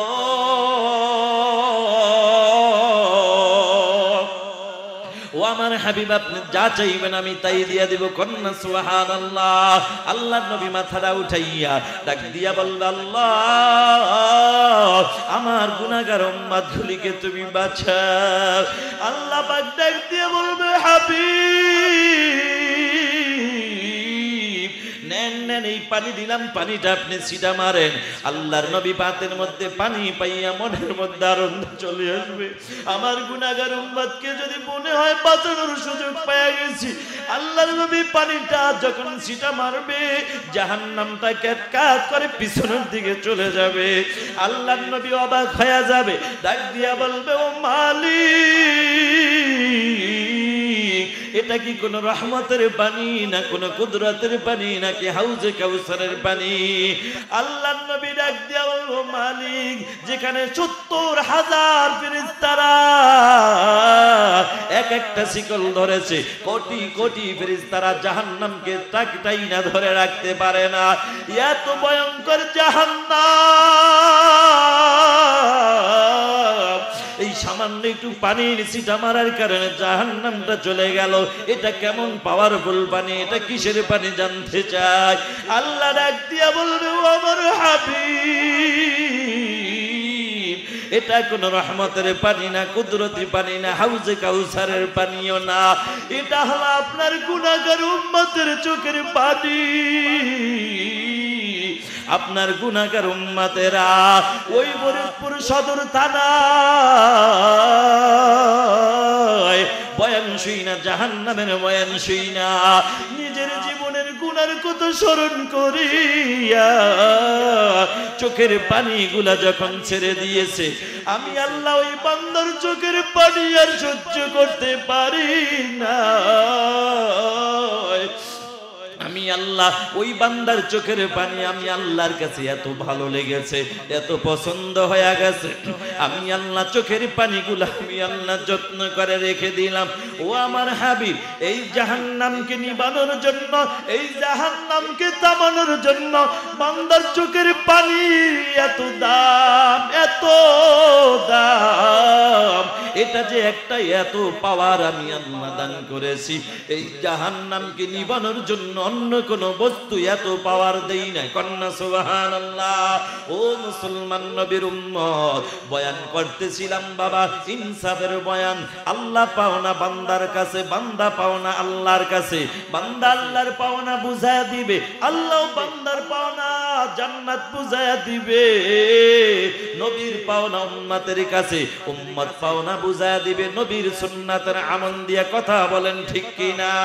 নবীর পাওনা বুঝায়া দিবে সুন্নাতের আমল দিয়া। আল্লাহর নবী বলে উম্মতেরা রে, আমার পাওনা বুঝায়া দিবা সুন্নাতের আমল দিয়া। আমি নবীর কাছে তোমাদের একটা পাওনা আছে, আমিও তোমার পাওনা বুঝায়া দিব ওই দিন। কোন দিন?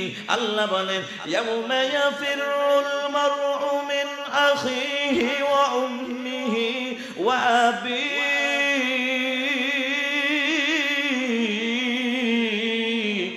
ওয়া সাহিবাতিহি ওয়া বানি। আল্লাহ বলেন এটা সেই দিন যেদিন আপন ভাই ভাইকে পরিচয় দিবে না, মা সন্তানকে পরিচয় দিবে না, সন্তান মাকে পরিচয় দিবে না। কথা বলেন ঠিক কিনা? এরে মুসলমান নবীর উম্মতের দল, আল্লাহর নবী বলে সেদিন যেদিন তোমার মা পরিচয় দিবে না, বাপ পরিচয় দিবে না, ভাই বোন পরিচয় দিবে না, ওই দিন আমি নবী সুপারিশ করে করে আল্লাহর জান্নাতে ঢুকায় দিব। কোন সুবহানাল্লাহ। এবার আসেন বাবা ইনসাফের বয়ান। ইনসাফ মানে হলো যার যেই পাওনা বুঝায়া দেওয়ার নাম ইনসাফ। আল্লাহ বলেন ইন্নাল্লাহা ইয়া'মুরু বিল আদলি ওয়াল ইহসান।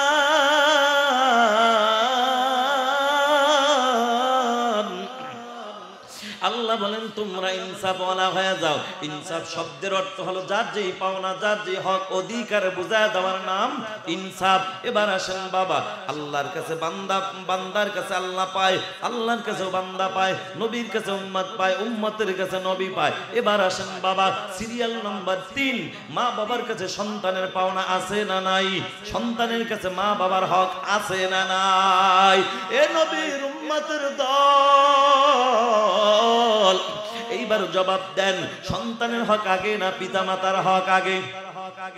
হ্যাঁ জানতাম এটাই বলবেন, পিতা মাতার হক আগে। এই জন্যই তো তাবিজ ঝুলান, গাছে তাবিজ ঝুলান, মাছের পেটে তাবিজ, মাজারে মান্নত করেন, আস্থা করু, তারপরও সন্তান কথা শোনে না, হক আদায় করে না। এর নবীর উম্মতের দল, হা হা সন্তানের পাওনা পিতা মাতার কাছে, সন্তানের কাছে পিতা মাতার হক অবশ্যই আছে। কারণ আল্লাহ তাআলা সূরা আল্লাহ পাক সূরা বনী ইসরাঈলের এক আয়াতের অংশ আল্লাহ বলেন ওয়াকাদা রাব্বুকা আল্লা তা'বুদু ইল্লা ইয়্যাহু, আমি রব সিদ্ধান্ত দিয়েছি শুধুমাত্র কেবলমাত্র ইবাদত হবে কার? সাথে সাথে আল্লাহ তাআলা বলেন ওয়া বিল ওয়ালিদাইনি ইহসানা। আল্লাহর হকের পরে পিতামাতার হকের বয়ান করলেন, এরপরও সন্তান কেন পিতামাতার হক আদায় করে না? এটার পিছনে কারণ আছে না নাই? এক নম্বর কারণ হলো যুবক, সন্তান দুনিয়াতে আসবে, এরপরে আপনি বাবা হইয়া হকের দাবি করবেন, বাবা এটা করো সেটা করো। ও পর্দার আড়ালের মা, সন্তান আপনি পেটে ধারণ করবেন, দুনিয়ায় ভূমিষ্ঠ হওয়ার পরে আপনি বলবেন বাবা এটা করো সেটা করো, কিন্তু কিতাবে আসছে সন্তান দুনিয়াতে এখনো আসে না, আসার আগেই বাবার কাছে সন্তানের দুইটা হাত। নারে তাকবীর। জানি না আপনারা কোনোদিন এমন বয়ান শুনেছেন কিনা, তবে না শুনলে আজকে শুনে নেন, মুখস্থ করে নেন, এবার জবাব দেন সন্তানের হক আগে না পিতা মাতার হক আগে? বিশ্বাস হয়? বিশ্বাস হয়?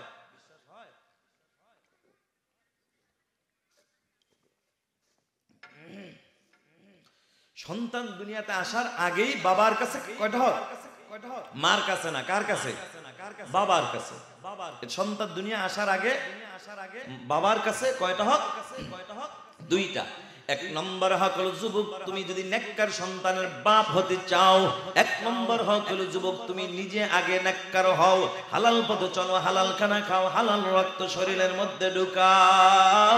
দুই নম্বর হক হইল যুবক আল্লাহর গোলাম, নেককার সন্তানের বাপ যদি হতে চাও, দুই নম্বর হক হইল তোমার ঘরে একজন নেককার বিবি ঘরে ঢুকাও।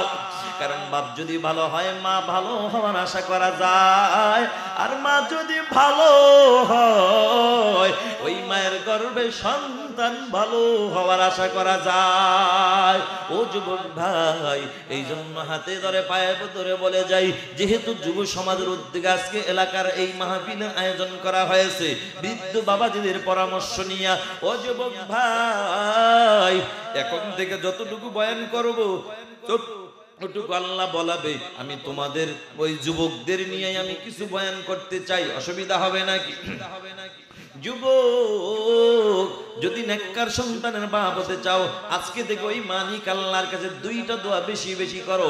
একটা দোয়া করো, আল্লাহ হায়াতের জিন্দেগিতে আমার জন্য আমাকে নেক হায়াত দান করো। দুই নম্বর, আল্লাহ হায়াতের জিন্দেগিতে আমার জন্য একজন নেককার বিবি দান করো। ও যুবক ভাই, নেককার বিবি ঘরে ঢুকাইলে কিন্তু তোমার জন্য তিনটা লাভ। কয়টা লাভ? কয়টা লাভ? তিনটা লাভ। এক নম্বর লাভ হলো হায়াতের জিন্দেগিতে স্বামী হিসাবে খেদমতের কোনো ত্রুটি হবে না, কারণ নেককার বিবিরা স্বামীর খেদমতের বড় পাগল। কারণ নেককার বিবির কাছে স্বামীর চাইতে আপন অন্য কোনো পুরুষ হইতে পারে না। ও যুবক ভাই, নেককার বিবি ঘরে ঢুকাইলে তিনটা লাভ। এক নম্বর লাভ হলো হায়াতের জিন্দেগিতে স্বামী হিসাবে খেদমতের ত্রুটি হবে না। দুই নম্বর, নেককার সন্তান পাইবা, নেককার বিবির গর্ভে সন্তান হবে নেককার সন্তান। তিন নম্বর হলো জনম দুঃখিনী মা এবং বাবা কোনোদিন কোনো কষ্ট পাবে না। সুবহানাল্লাহ। ও যুবক ভাই, এর বিপরীত বেআমলওয়ালা, বেপরদাওয়ালা, বেনামাজি নারী যদি ঘরে ঢুকাও, ওদিকে যেমন নেককার বিবি করে ঢুকাইলে তিনটা লাভ, এদিকে আবার বেআমলওয়ালা, বেপরদাওয়ালা বিবি ঘরে ঢুকাইলে কিন্তু বাবা তিনটা ক্ষতি। এক নম্বর ক্ষতি, হায়াতের জিন্দেগিতে স্বামী হিসাবে খেদমত পাইবা না। কেমনে খেদমত পাইবা? এর যুবক বেআমলওয়ালা নারীরা স্বামীর খেদমতের পাগল না, তবে ওই স্বামীর কষ্টের টাকাগুলা, পকেটের টাকাগুলা মোবাইলের মধ্যে এমবি ভরে ভরে ভরে ভরে অন্য পুরুষের সাথে কালেকশন লাগাইয়া 14 ফেব্রুয়ারি বেহায়া দিবসের দিন স্বামীকে হসপিটালের নাম দিয়া ফাঁকি দিয়া অন্য পুরুষের খেদমতে দৌড়ায়, আছে না নাই? এর যুবক বেআমলওয়ালা নারীর দ্বারা স্বামীর খেদমত পাইবা না। দুই নম্বর ক্ষতি, নেককার সন্তান পাইবা না। হায় ভাই, তুমি নেককার সন্তান কেমনে পাইবা? এখানে লাগাইছো তুমি তেঁতুল গাছ, মসজিদে যাইয়া সিজদা করে কান্দো আর ডাক দিয়া কও, মালিক লাগাইলাম তেঁতুল গাছ, তুমি আমার দাও আঙ্গুর ফল। আল্লাহ কাউরে কপাল পরা তোরে আঙ্গুর পরে দিবা, আগে পাবনা হসপিটালে ভর্তি করা দরকার। কথা বলেন ঠিক কিনা? কারণ কি, তেঁতুল গাছ লাগাইয়া যেমন আঙ্গুর ফলের আশা করা বোকামি, বেআমলওয়ালা, বেপরদাওয়ালা নারী ঘরে ঢুকাইয়া বলে নেককার সন্তানের আশা করাটাও বোকামি। কথা বলেন ঠিক কিনা? কারণ মা হলো একটা ফ্যাক্টরি, মা যদি ভালো হয় সন্তান ভালো হওয়ার আশা করা যায়, ঠিক কিনা? ও যুবক ভাই, বেআমলওয়ালা নারী ঘরে ঢুকাইলে 3 নম্বর ক্ষতি। কখনো তুমি নেককার, কখনো মা বাবার খেদমত পাইবা না। তবে একটা জিনিস পাইবা, বিবাহের পরে তোমার মা বাবার সাথে যে আগে একটা সম্পর্ক ছিল, এটা আস্তে আস্তে ফাটল সৃষ্টি হবে। তোমার বেআমলওয়ালা বিবি সকালবেলা তোমার মার নামে একটা মিথ্যা কথা তোমার কানের মধ্যে লাগায়া দিবে, বাবার নামে একটা মিথ্যা কথা বইলা তোমার থেকে একটা ফাটল সৃষ্টি করে দিবে। কথা বলেন ঠিক কিনা? এর মুসলমান নবীর উম্মতের দল, ও যুবক ভাই, বেআমলওয়ালা নারী ঘরে ঢুকাইলে 3টা ক্ষতি। 3 নম্বর ক্ষতি, মা বাবার খেদমত পাইবা না। এটার বাস্তব প্রমাণ বুঝাবার জন্য ছোট্ট একটা ঘটনা আমার হঠাৎ করে মাথায় চলে আসছে, বলবো কি বলবো না? কষ্ট হচ্ছে আপনাদের? ছেড়ে দিব? ভাইরা আমার, আমার কষ্ট হইতেছে, কারণ বহু দূর থেকে আসছি, সেই রংপুর থেকে। রংপুর আমরা বলি রংপুর, হেতারা বলে অংপুর, র কইতে পারে না, অংপুর। আগের দিন ছিল কুড়িগ্রাম, গতকাল রংপুর ছিল। 2টা প্রোগ্রাম। রাত 2:30 বাজে রওনা করেছি, সারা রাত গাড়িতে। দুপুর 1টার দিকে ঢাকাতে বাসা আসলাম। না আছে ঘুম, না আছে খানা, না আছে গোসল। যাই হোক, কোনো রকম 2-1 ঘন্টা রেস্ট নিয়ে আবার আপনাদের এখানে। এরপরে যাই আবার কালকে জুমা পরে আবার খুলনা প্রোগ্রাম, পরের দিন আবার নোয়াখালী। এখানে এই থাকবেন না ভাগবেন? চলবে কিছু সময়। কিছু যুবক তো কয় হুজুর চালান, কোনো টেনশন নাই। কারণ সকাল 10টার আগে জীবনেও উঠি নাই, কালকে ওঠার চিন্তা নাই, ভবিষ্যতে ওঠার চিন্তা নাই, ফজরের নামাজের খবর নাই। আছে না নাই? কিছু যুবক আছে, কিছু মুসলমানের সন্তান আছে, নামাজ পড়বে তো দূরের কথা, ফজরের নামাজ যে কয় রাকাত তাও পেতে পারে না। আছে না নাই? আগে নোয়াখালীর হুজুররা ইমামতি করতে এলাকায় ঘুরা ঘুরে, আছে না নাই? ছিল না? এই নোয়াখালীর হুজুর ইমামতি করতেছে, এক যুবক দাওয়াত দিছে, হুজুর আমার বাড়িতে আসবেন, খানার আয়োজন করতে। ঠিক আছে। যাওয়ার পরে হুজুর বলে, আগের হুজুরদের একটা সিস্টেম ছিল, তারা ছিল তাকওয়াওয়ালা বুজুর্গ মানুষ, ইখলাসওয়ালা লোক ছিল। ঘরে ঢুকেই আগে কিন্তু আগের যারা হুজুর ছিল, কারি সাহেব হইলো, তাদের আমলের পাওয়ার ছিল অনেক করে, ঠিক কিনা?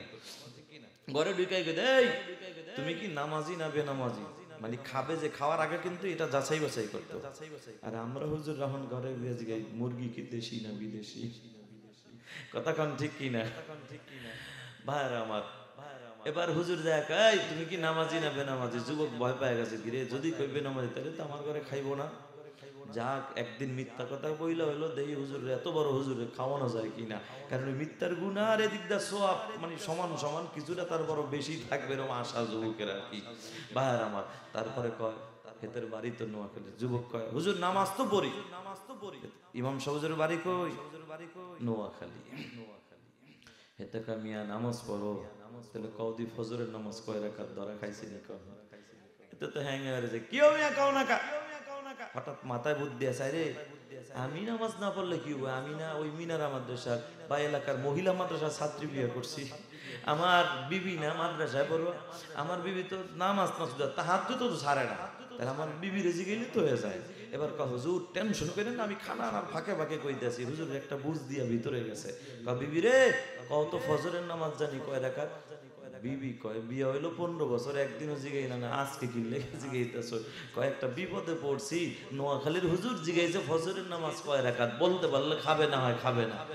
আরে শিখাইয়া দিলাম, নাইলে ফজরের নামাজ 4 রাকাত, কিন্তু হেতের বাড়ি তো নোয়াখালী, হেতে যে জোহরের কথা আবার জিগাই, মানে এটার কোনো গ্যারান্টি আছে?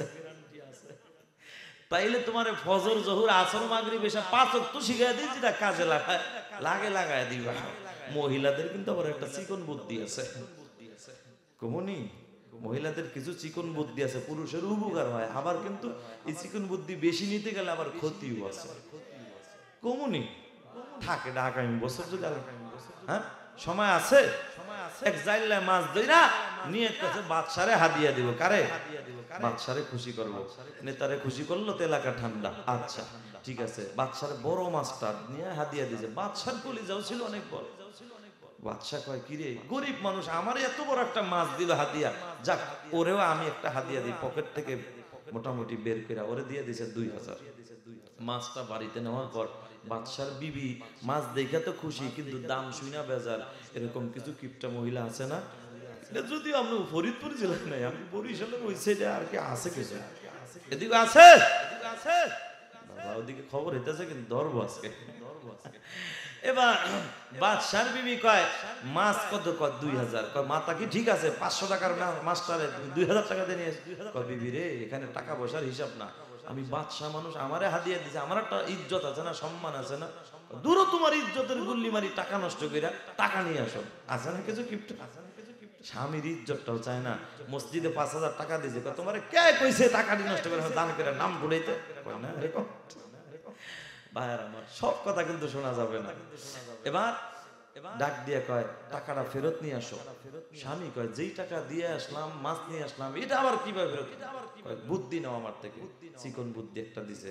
কয় তুমি যাইয়া বলবা কি রে, তোর মাছটা কি বেডা না বেডি? ওই যদি কয় বেডা, তুমি বলবো আমার বেডি মাছের দরকার, টাকাটা তাড়াতাড়ি ফেরত দিয়ে না। যদি কয় বেডি, তুমি বলবো বেডা মাছের দরকার। বুদ্ধি তো একখান দিছে। যাওয়ার পরে কয় এই বেটা, আমি রাজনীতি করি, বিভিন্ন টেনশন মাথায়, আসল কথা তো জিগেইতে মনে নাই। কয় কি? মাছটা কি তোর বেডা না বেডি? জাইল্লা কয় কি রে, গরিব মানুষ দেখবেন অনেক সময় শাক সবজি খায়, কিন্তু পদ্মার ইলিশ কপালে জোরে না। শাক খাইলে কি হবে? বুদ্ধি কিন্তু একের বুদ্ধি আছে না নাই? গরিব কয় মাছ নিলা সকালে, অহন আইছো বেড়া বেড়ে জিগাইতে, দাঁড়াও বুঝাইতেছি তোমারে। এবার মাথাটারে নিচের দিকে দিয়া কয় বাদশাহ মনে কিছু কইরেন না, আমার মাছটা বেড়াও না বেডিও না। বাদশাহ কা কি রে, গরিবের মাথায় এত বুদ্ধি। বাদশাহ খুশিয়া পকেটে হাত দিয়ে আবার ওরে দিছে 2000 বকশিস। বিবি কয় কি রে, পাঠাইলাম আনতে, হ্যাঁ দিয়েছে, আবার তোমার জায়গা আমার ঘরে নাই। কিছু আছে না এরকম মহিলা দাপটালা আছে না, স্বামীর একদম মানে মুরগির মতো বানাই নাই, আছে না নাই? কিছু পুরুষ আছে এমন, একবারে নাকি একটা সাপ ঢুকছে, সাপ, তখন স্ত্রী কইতেছে ওই স্বামী সাপ ঢুকছে, সাপ। স্বামী ভয়ে শুয়ে শুয়ে কইতেছে তাহলে একটা পুরুষ ডাক দাও। কথা তুমি কি? তাইলে একটা লাগিয়ে দাও। এরকম কিছু পুরুষ আছে না নাই? এটি মহিলাদের কাছে একদম মুরগির মতোই দেখায়। কতক্ষণ ঠিক কিনা ভাইয়ের আমার। এবার এবার তো কইতেছে টাকাটা ফেরত নিয়ে আসো। কিভাবে আনবো? বুদ্ধি নাও। তুমিও বুঝা বুদ্ধি দিও। এক বুদ্ধি দিছো আমার 4000 গেছে, আর এক বুদ্ধি ভালো করে না, এবার একের বুদ্ধি। তুমি যাই ওরা বলবা যে আমার দেশের আইন হলো কোন টাকা মাটিতে পড়লে উঠানো নিষেধ। বেটা তুই টাকা উঠাইলি, টাকাটা ফেরত দিয়া, আইন অমান্য করছো, একটা উসিলা দিয়ে টাকাটা তাড়াতাড়ি নিও। ঠিক আছে। যাওয়ার পরে এবার এই বেটা, মাছের দাম 500, দিলাম 2000, আবার দিলাম 2000, তোর টাকার অভাব, এত লোভ কা বেটা, গরিব মানুষ, টাকা লাগলে আমারও কিন্তু আরো দিতাম। টাকাটা মাটিতে পড়ছে, লোভ সামলাইতে পারলেন। আমার দেশের আইন টাকা উঠানো এটা সম্মান হয়, অসম্মান করা হয়, দেশের আইন। তুই এটা আইনকে অসম্মান করলি, টাকাটা ফেরত দিয়ে আলাম, এটা তোর মতো কপাল ভরা টাকা দিয়ে লাভ নাই। গরিব কয় বাদশাহ আমার লাগে আবার বাট পারি, এবারও ধরা খাবা তুমি। এবার মাথাটারে নিচের দিকে দেখা, বাদশাহ দেশের আইন জানি, সব জানি, অসম্মান করছি তার লেগে মাপ চাই, কিন্তু বাদশাহ আমি এই টাকা উঠাইতাম না। হঠাৎ করে তাকায়া দেখি বাদশাহ এই টাকার মধ্যে আপনি বাদশার খুব সুন্দর একটা ছবি দেখা যায়। চিন্তা করলাম, হারে যেই বাদশাহ আমার মতো গরিব রে 2000 করে 4000 টাকা দিল, এই বাদশার কল্লার ছবি মানুষ জুতা দিয়া বাড়াইবো, আপনার এত ভালোবাসি, এইটা আমি মাইনা নিতে পারবো না, টাকা আপনি সব নিয়ে যান। বাদশাহ খুশি না বেজার? বাদশাহ কিরে, যে গরিব আমার এত ভালোবাসে, টাকা দিব, দূর বোর কথা বাদ, পকেটে হাত দেওয়ার আবার দিয়েছে 2000 দিয়া কয় জি কানে ধরছে, কয় জীবনে জানি কেউ বোর কথা কামনা করে। ভাইয়ার আমার মহিলারা কিন্তু খেপতেছে, এরা কি শুনতেছে নাকি? আগে কইবেন না। তবে মহিলাদের মা বোনদের পরামর্শ নেওয়া দরকার আছে না নাই? অবশ্যই দরকার। একেবারে না নিলেও কিন্তু সমস্যা। স্বামী স্ত্রী পরামর্শ করে যে কোনো কাজ করবেন। অবন্ধু যুবকরা মনে মনে কাজ, আমি তো বউ নাই, আমরা কাল্লা করি, তোমরা বান্ধবীগুলো কথা কো না, মা বাবা আছে তার সাথে গোপনে বান্ধবীরা ফোন দিয়ে পরামর্শ নিও না। পরামর্শ নিবা কার সাথে? মা বাবার সাথে। এবার মহিলা ডাক দিয়া কাও স্বামী শিখাই দিলাম 4 বছরের নামাজ 4 রাকাত, কিন্তু হেদের বাড়ি তো নোয়াখালী, মনে আছে? এতে যে জোহরের কথা জিগাই মনে এর গ্যারান্টি কি তার চাইতে 5 ওয়াক্ত শিখাই দেই, যেটা লাগে লাগাই দিও। ঠিক আছে। পাঁচ ওয়াক্ত শিখাই দিয়েছে, হ্যাঁ মুখস্থ করতে করতে যাইতেছে 5, 10, 15, 20। আমগো দেশে কিছু মুরব্বী দেখবেন আজানের পরে আজানও চলে, নামাজও চলে, হ্যাঁ চার দোকানে বইয়া পার উপরে পাও তুইয়া ডান হাত দিয়া বিড়ি এমন জোরে টান দেয় মনে হয় পালসার হুন্ডা দিয়া ধোয়া বাইরায়, আর বাম হাত দিয়া চা টান দেয়, আছে না নাই?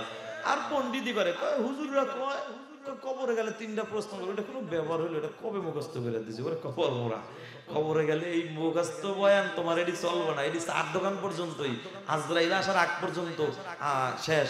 আজরাইল আইলে আর এগুলো খবর থাকবে না, কতক্ষণ ঠিক কিনা? এটা যদি খবর থাকতো তাহলে ওই বেচারাও মুখস্থ বয়ান কইতে পারতো। হ্যাঁ তো মুখস্থ করতে করতে যায় 5, 10, 15, 20। নোয়াখালীর হুজুর বুড়া মানুষ, রাগী মানুষ, দেরি হয়েছে দেখে আর মাথা নষ্ট, তাড়াতাড়ি কর। রাগের চোটে কি করছে, ভয়ে ফজর যে জোহরের লোকে পেছ লাগায় লাইছে। হুজুর মনে করছেন পারি না, তাহলে হুজুর ফজরের নামাজ তো 10 রাকাত। নোয়াখালীর হুজুর তো দৌড় মারছে, হুজুর একবার ভুল করলে আল্লাহ মাফ করে, আপনি ভুল আমি কি বলুন না বাটি না, আপনি ধমকটা দিলেন কাম, কাঁচা আর ধমক দিন না, বাবা হুজুর মনে করছেন পারি না, গিয়ারটা লইতেছে, পিকআপটা লইতেছে, তাহলে হুজুর হুজুরের নামাজ তো হুজুর 20 রাকাত।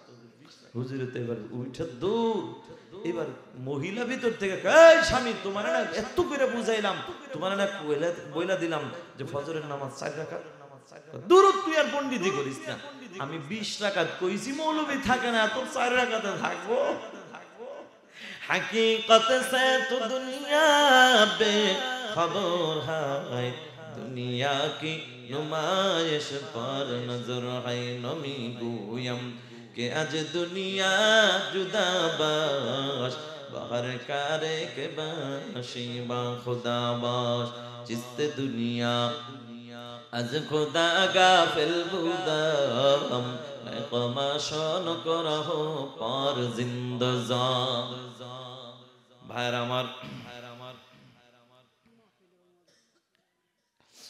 আমার, তাহলে আসেন, সন্তানের কাছে পিতামাতার হক আছে না নাই? পিতামাতার কাছে সন্তানের হক আছে না নাই? তবে পিতামাতার হক আগে না সন্তানের হক আগে? সিরিয়ালে সন্তানের হক হইল আগে। সন্তান দুনিয়াতে আসার আগে বাবার কাছে 2টা হক, এরপরে সন্তান দুনিয়া আসার পরে অনেকগুলা হক আছে বাবা। এর মধ্যে 1 নম্বর হক হলো আপনার ডান কানে আজান, বাম কানে ইকামত দেন। 2 নম্বর হলো ভালো একটা মুসলমানি নাম রাখেন, আব্দুর রহমান, আব্দুল্লাহ, আব্দুর রহমান, এভাবে ভালো কিছু নাম আপনি উলামা ইকরামদের পরামর্শ নিয়ে রাখেন। কিন্তু বর্তমানে উলামা ইকরামদেরকে ঠিকই দাওয়াত দেওয়া হয়, হুজুরকে বলে হুজুর এই খাতাটার মধ্যে পুরা বইরা কিছু নাম লেখা দেন। হুজুর সুন্দর সুন্দর আব্দুল্লাহ, আব্দুর রহমান, আব্দুর রহিম, কত সুন্দর নামগুলা রাইখা যায়। হুজুর ঘর থেকে বের হইতে দেরি, নামগুলা ডিলিট হইতে দেরি নাই, কয় হুজুরে বুড়া বুড়া নাম রাইখা গেছে। তখন ঠিক কিনা?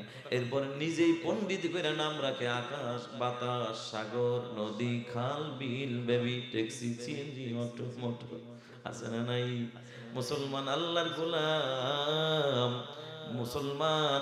এরপরে আসেন সন্তান যখন কথা বলা শেখে, আপনার সন্তান যখন কথা বলা শেখে, আপনি ইংরেজি শিক্ষা দেন, অসুবিধা নাই, বাংলা শেখানো অসুবিধা নাই, অঙ্ক শেখানো অসুবিধা নাই। কারণ মুসলমানের বাংলাও দরকার, ইংরেজিও দরকার, অঙ্কও দরকার। তবে মুসলমান হিসাবে সর্বপ্রথম যেই জিনিসটা দরকার সেটা হলো আমার আল্লাহর কোরআনের শিক্ষা। ঠিক কিনা? এই জন্যই তো আল্লাহ তাআলা বলেন আর রহমানু আল্লামাল কুরআন